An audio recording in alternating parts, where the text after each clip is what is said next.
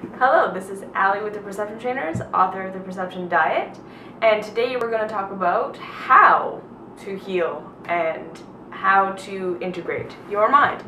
So in my last video, I talked about why I believe trying to transcend the mind is not actually a helpful thing to do, and I explained why I believe that. Because most people who are in this spiritual path or self-development path and feeling like they need to transcend their mind or they need to get out of their mind or whatever, it's usually because there's some unhealed wound going on in the mind, and feeling like we don't know how to heal it or we don't know how to get out of it, or of course, you know, transcending the mind for a moment feels better than being in that pain, so we feel like transcendence is the answer, when really it's just that we have some unhealed pain going on in our mind that needs to be healed.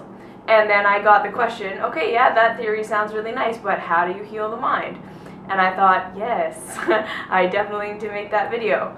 And so I want to start this video by saying that the purpose of this video is just to kind of give you an overview of what healing the mind looks like and the kind of process that you can go through to heal your own mind, and to kind of integrate yourself, your mind, your body, your emotions, and all of this that might be having pain and struggle right now.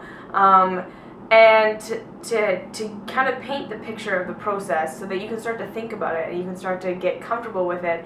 And then later on I'm going to do individual videos for each step that I'm going to talk about here, with more detailed explanation, because like I say, I know that this process can sound super overwhelming and maybe not possible, but it is. It's totally possible. And like I say, I'll go into it deeper later. I just kind of want to introduce these concepts now to give you a chance to just think about them and start to practice some of the stuff, and then we can go deeper later, okay?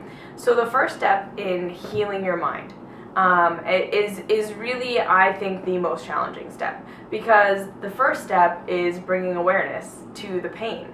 And how we do that is through our emotional guidance system. Right? So your emotional guidance system, like I've talked about before, your emotions are like your internal GPS system. And they're there to say, yes, this is in alignment with you. This is not in alignment with you. This is in alignment with you. This is not in alignment with you. And every single time you feel a negative emotion, it means that you're believing something, or you're believing something that is not in alignment with the truth of who you are. So either you're making something mean something that it doesn't actually mean, or you're truly believing just a flat-out lie about yourself, or you're going in the wrong direction doing something that is not in alignment with your highest good, and you feel a negative emotion. And because most of us are so afraid of our negative emotions and have never been taught that our negative emotions are actually there to help us, we run away from them, right? We want to suppress them, we want to get rid of them. So when we have pain and things going on in our minds, so false beliefs, things that we've gone through, experiences we've gone through that we haven't healed, and all that stuff, and it causes a lot of pain in our mind. Most of us will have, of course, lots of negative emotions that go along with that, and then we do a lot of things in our lives to try and medicate those emotions. So we eat, we drink, we do self-sabotaging behavior, we shop, we gossip, we fill our lives with all of these distractions in order to suppress and repress and escape those negative emotions, right? So if the first step in healing the mind is identifying where those negative emotions are happening, so that you can identify, you know, I am feeling this negative emotion based on this thought that's clearly not true, even just getting to the point where you are allowing yourself to acknowledge your negative emotions, and you're allowing yourself to feel your negative emotions, and then allowing yourself to become aware of them, so that you can then move on to step 2, which is to identify where they're coming from, is a huge step for most people. So just to kind of bring that to your mind, your negative emotions are there to show you that you've got unhealed stuff going on, that you have negative, untrue beliefs that are implanted into your mind right now, okay? So those negative emotions that you're feeling, that you're very busy trying to run away from, most likely have their roots in false beliefs in an unhealed mind, okay? So that's step 1. So step 2 is to say, okay, I've got these negative emotions. what are they attached to, right? What thoughts am I thinking that are causing these negative emotions? What beliefs do I have that are causing these negative emotions? What negative foundational beliefs about myself or about my experiences, or even just the experiences that you've gone through that you are thinking of and have painted your picture of yourself and your value and your worth and your identity that are causing this pain, right? So you start to be able to say, okay, I'm feeling this negative emotion when I think this thought. Every single time I have this idea, I feel a negative emotion. Every single time I go on this thought loop pattern, I have a negative emotion. And again, most people don't even realize that they're feeling negative emotions all the time because it's just normal, right? We just think that, yeah, like, I feel negative emotions. We feel negative. I feel shitty. I feel depressed. I feel anxious all the time. And that's just our baseline. And I can definitely speak to that from personal experience. I used to live in a way where almost all of my thoughts made me feel bad, and I just thought that's how people felt. I didn't even know that you could feel good. And like I was saying, right, it's almost like it's difficult to even identify the thoughts that are causing you pain, because all of your thoughts are causing you pain, and that's just your baseline for existence. So when you can start to just say, okay, so these negative feelings that I'm feeling, that's not how I'm supposed to feel all the time. And there is a way to feel good. But first I need to identify all of these thoughts that are making me feel bad. And so that's step one and step two. So to know that your negative emotions are happening and that's not how you're supposed to feel all the time. Second is to say, okay, what thoughts, what beliefs, what ideas are attached to my negative emotions, right? Step three, you start to notice the thoughts and the ideas that are attached to your negative emotions, and you start questioning them. You start going deeply into them, and you start seeing where they're coming from. You start to look for what it is that's underneath those things. Because, for instance, you might have the negative thought that, like, I don't like my body, I'm uncomfortable in my body. But the thing is that that's not really the thought that is making you so uncomfortable, and that is out of alignment with who you are. It's all the things that you're making your current body weight and size and shape mean, right? So there's always something underneath that. So rather than, so the thought might be, I'm fat and I don't like that, but really what's underneath that is that I believe that if I am this weight, I am not valuable, I am not lovable, I am not worthy, I am not whatever, right? Or we may think, you know, I feel terrible at my job, and I feel like I'm bad at my job, and I have this belief that I'm bad at this thing that I do. I'm not good at, you know, writing letters. I'm not good at writing letters, and it brings me anxiety every single time I have to write a letter. But it's like, what is underneath that? What is the true belief about yourself that makes that so painful, right? So it could be like, if I'm not good at writing letters, it's like, I'm not an intelligent human being. I'm not worthy of having this job. I'm going to be a bum on the street, right? And it's always that there's more of these beliefs underneath the surface belief that's causing us pain, right?